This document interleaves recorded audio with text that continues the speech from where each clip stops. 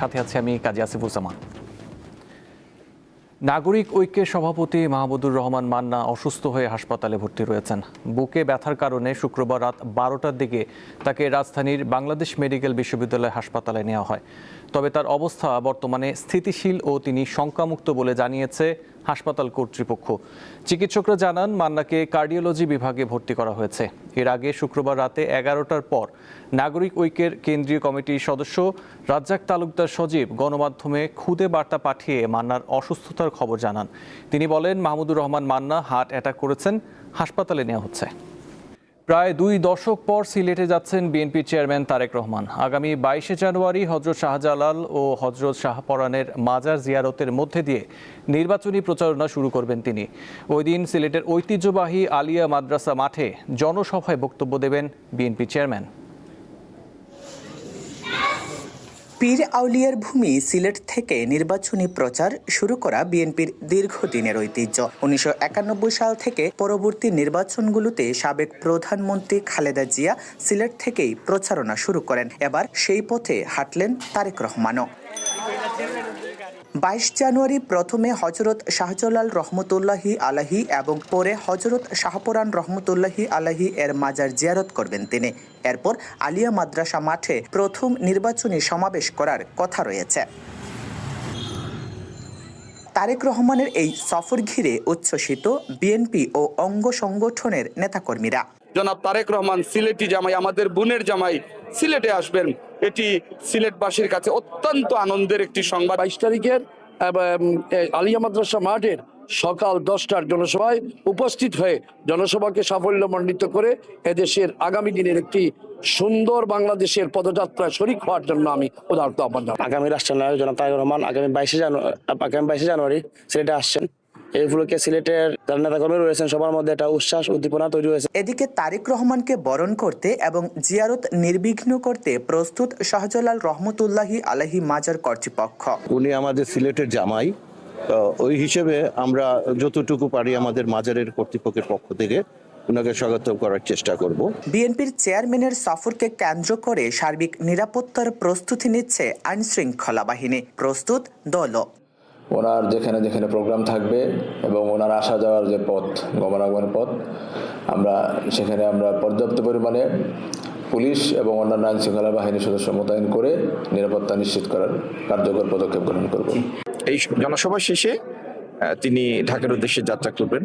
প্রতিমধ্যে যে সমস্ত জেলা পড়বে সে সমস্ত জেলায় ওনার সভা আছে, কিন্তু সিলেটে একটি। দীর্ঘ 22 বছর পর সিলেটে আসছেন বিএনপির চেয়ারম্যান তারেক রহমান। নেতাকর্মীরা প্রস্তুত সিলেটি জামাতাকে বরণ করার জন্য। অনেকেই মনে করছেন তারেক রহমানের এই সিলেট সফর ধানের শীষে এক নতুন জাগরণ সৃষ্টি করবে। জয়ন্ত কুমার দাস, দীপ্ত সংবাদ, সিলেট। খালেদা জিয়া কেবল একটি দলের নেত্রী ছিলেন না, তিনি সত্যিকার অর্থেই দেশের মানুষের কল্যাণে কাজ করে গেছেন, যা তাকে কিংবদন্তির কাতারে প্রতিষ্ঠিত করে গেছে। বিএনপির সাবেক চেয়ারপারসন ও সাবেক প্রধানমন্ত্রী খালেদা জিয়ার স্মরণে আয়োজিত নাগরিক শোক সভায় বক্তারা এসব কথা বলেন। রাজধানীর মানিক মিয়া অ্যাভিনিউয়ে জাতীয় সংসদ ভবনের দক্ষিণ প্লাজায় শুক্রবার দুপুরে এই শোক সভা অনুষ্ঠিত হয়। এটি কোনো রাজনৈতিক কর্মসূচি নয়, কোনো স্লোগান নেই দলীয় ব্যানার। এটি এক আপসহীন নেত্রীর প্রতি জাতীয় পর্যায়ের মর্যাদাপূর্ণ শ্রদ্ধা নিবেদনের উদ্যোগ। অরাজনৈতিক সংগঠন নাগরিক সমাজের আয়োজনে এই শোক সভায় যোগ দেন দলের শীর্ষ রাজনৈতিক, কূটনৈতিক, সাংবাদিক, উন্নয়নকর্মী, শিক্ষাবিদ, গবেষক, সম্পাদক ও ব্যবসায়ী সহ বিভিন্ন শ্রেণী পেশার মানুষ। তবে কোনো রাজনৈতিক দলের নেতা মঞ্চে বক্তব্য দেননি। শোক সভায় উপস্থিত ছিলেন বিএনপির চেয়ারম্যান তারেক রহমান, তার স্ত্রী জুবাইদা রহমান, মেয়ে জায়মা রহমান, খালেদা জিয়ার ছোট ছেলে আরাফাত রহমান কোকোর স্ত্রী শর্মিলা রহমান সহ পরিবারের সদস্যরা। কোরআন তেলাওয়াতের মাধ্যমে শুরু হয় অনুষ্ঠান। এরপর খালেদা জিয়ার স্মরণে শোক বার্তা পাঠ করা হয়। এছাড়া বক্তৃতা করেন সম্পাদকেরা। লক্ষ লক্ষ মানুষকে কথা দিয়েছিলেন যে তাদের এই রাজনৈতিক দল বেগম খালেদা জিয়ার গণতান্ত্রিক আদর্শে পরিচালিত হবে। আমি স্বনির্বন্ধ অনুরোধ করবো তাদের, বিনীত চিত্তে আমি তাদেরকে বলবো কথাটা আপনারা রাখবার চেষ্টা করবেন।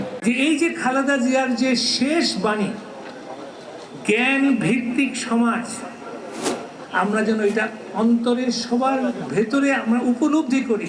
খালেদা খানম পুতুল থেকে খালেদা জিয়া হয়ে ওঠার সংগ্রামের জীবনকে স্মরণ করেন বিশিষ্টজনেরা। তাকে স্মরণ করতে গিয়ে তার 3টি উক্তি, অমর বাণী আমরা চিরকাল মনে রাখবো, যতদিন বেঁচে থাকি ততদিন মেনে রাখবো। গ্যাস পাওয়া যাবে কেমন করে? আমি বললাম তাহলে গ্যাস আমাদের উত্তোলন করতে হবে, জাতীয় প্রতিষ্ঠান ব্যাপারটা শক্তিশালী করতে হবে, অফশোরে এবং সমুদ্রের ভিতরে বিদেশিদের আনতে হবে জাতীয় স্বার্থকে রক্ষা রেখে।